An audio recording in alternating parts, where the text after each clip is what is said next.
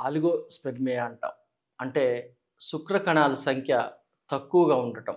సహజంగా ఈ మధ్య కాలంలో ఒక 10-15% ఇన్ఫెర్టిలిటీ సమస్యతో బాధపడుతున్నట్లయితే, దాంట్లో ఒక 50% మేల్ ఇన్ఫెర్టిలిటీ తోటి బాధపడటం జరుగుతుంది. దాంట్లో కూడా ఏంటంటే ఎక్కువగా శుక్రకణాల సంఖ్య తక్కువగా ఉండటం గానీ, శుక్రకణాలలో ఉండే అవలక్షణాలు అంటే ఏంటంటే టెయిల్‌లో ప్రాబ్లమ్ గానీ, హెడ్‌లో ప్రాబ్లము, టెరటోజెనిసిటీ అంటారు.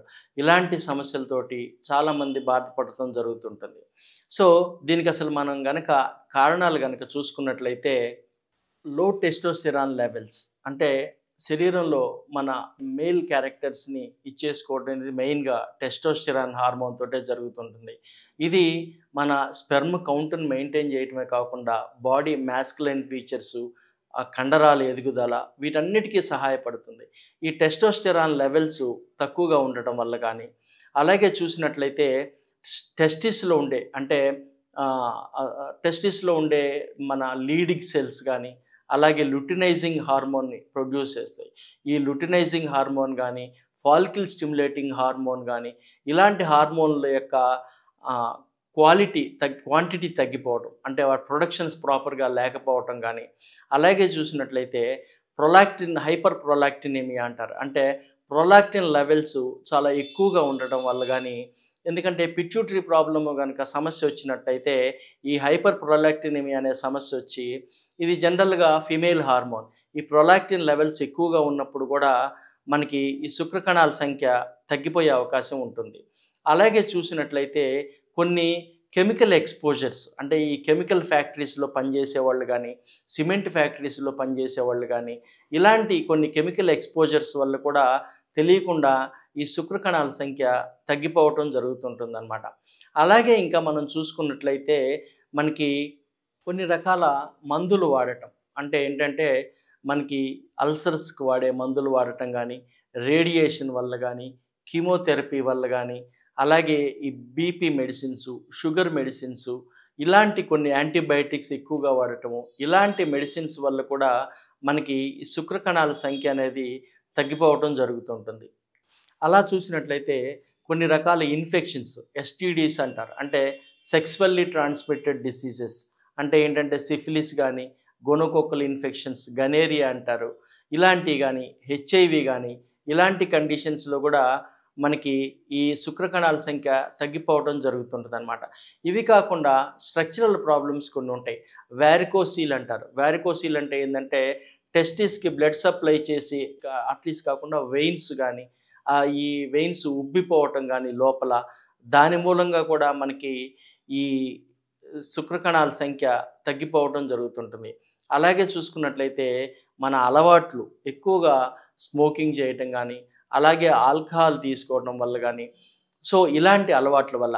ఇంకా పోతే ఏందంటే లైఫ్ స్టైల్‌లో ఇవాళ రేపు చాలామంది ఏంటంటే జీన్స్ ప్యాంట్స్ వేసుకుంటా ఉంటారు. ఈ జీన్స్ ప్యాంట్స్ వల్ల ఏం జరుగుతుందంటే బాడీ టెంపరేచర్ కంటే స్క్రూటమ్ టెంపరేచర్ ఎప్పుడు 3-4 డిగ్రీలు తక్కువగా ఉండాలి. అలా కాకుండా ఈ జీన్స్ ప్యాంట్స్ ఇవి వేసుకున్నప్పుడు ఏం జరుగుతుందంటే మనకి లోకల్ టెంపరేచర్ స్క్రూటమ్‌లో డెవలప్ అయిన టెంపరేచర్ బయటికి పోయే అవకాశం లేకుండా స్క్రూటమ్‌లో ఒక రకమైన టెంపరేచర్ హీట్ జనరేట్ అవుతుంది. దీనివల్ల శుక్రకణాల సంఖ్య ప్రొడక్షన్ అనేది తగ్గిపోయే అవకాశం ఉంటుంది.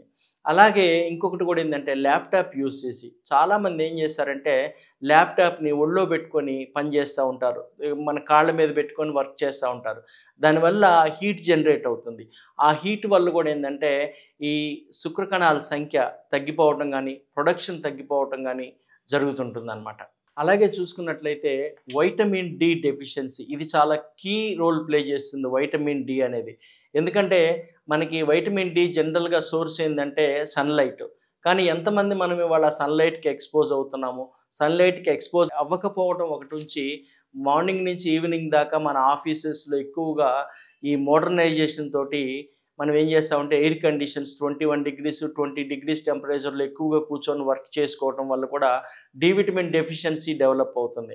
మనం బయట నుంచి ఎన్ని సప్లిమెంట్స్ తీసుకున్నప్పటికీ కూడా న్యాచురల్‌గా వచ్చే సన్‌లైట్‌తో వచ్చే డి విటమిన్‌కి ఉన్నంత ఎఫెక్టు ఇలా ఉండదనే మనం చెప్పొచ్చు. సో, ఈ డి విటమిన్ డెఫిషియన్సీ ఉండే వాళ్ళలో కూడా ఏందంటే ఈ శుక్రకణాల సంఖ్య ప్రొడక్షన్ అనేది తగ్గిపోయి శుక్రకణాల సంఖ్య తగ్గిపోవటం జరుగుతుంటుందన్నమాట. దీనికి మనకి ఆయుర్వేదంలో ఒక చక్కని పరిష్కారం చెప్పడం జరుగుతుంటుంది. ఏందంటే మనకి ఎక్కడ చూసినా కూడా అంటే పల్లెటూళ్ళలో జనరల్‌గా కూరగాయలు పెంచేటప్పుడు బెండ చెట్లు చూస్తాం మనం. బెండకాయలు రెగ్యులర్‌గా తింటా ఉంటాం గదా! ఈ బెండ చెట్టు వేరు గనక మనం తీసుకొని, అలాగే దానికి తెల్ల మందార చెట్టు వేరు, ఈ రెండిటిని తీసుకొని మనం దంచి బాగా దాన్ని లేదంటే వాటిని ఎండబెట్టి పొడిలాగా చేసుకొనైనా సరే దాన్ని తీసుకొని ఆ రెండిటిని కలిపి ఒక 5 గ్రామ్స్ ఆ పౌడరు, దాంతోపాటు తేనెలో కలిపి, కొంచెం నెయ్యి, కొంచెం తేనె కలిపి గనక మనం రెగ్యులర్‌గా ఒక 90 డేస్ గనక తీసుకున్నట్లయితే మనకి ఈ శుక్రకణాల సంఖ్య పెరిగే అవకాశం ఉంటుంది. అలాగే గనక మనం ఇంకా చూసినట్లయితే ఏందంటే, నేల తంగేడు చెట్టు వేరు చూర్ణం. నేల తంగేడు చెట్టు మనకి ఎక్కడైనా చూడొచ్చు మనం. ఈ నేల తంగేడు చెట్టు వేరు చూర్ణం తీసుకొని, దాన్ని దంచి ఎండబెట్టుకొని, దంచి పొడి చేసి పెట్టుకొని గానీ, లేదు దంచి ముద్దలాగా చేసుకొని గానీ, దాన్ని రోజు ఒక 5 గ్రామ్స్ పొద్దున, ఒక 5 గ్రామ్స్ రాత్రి పాలతోటి గానీ, లేదంటే తేనెతో గానీ కలిపి తీసుకున్నట్లయితే గనక, ఈ శుక్రకణాల సంఖ్య పెరిగే అవకాశం ఉంటుంది. చూశారు గదా! మీరు ఇవి పాటించినప్పటికీ కూడా, ఈ చిట్కాలు పాటించినప్పటికీ కూడా మీకు శుక్రకణాల సంఖ్య పెరగటం లేదనుకున్నప్పుడు, మీరు ఈ కింద తెలియజేసిన నంబర్‌లకి గనక కాల్ చేసినట్లయితే మీకు సహాయపడటానికి మేమెప్పుడూ సిద్ధంగా ఉంటాం.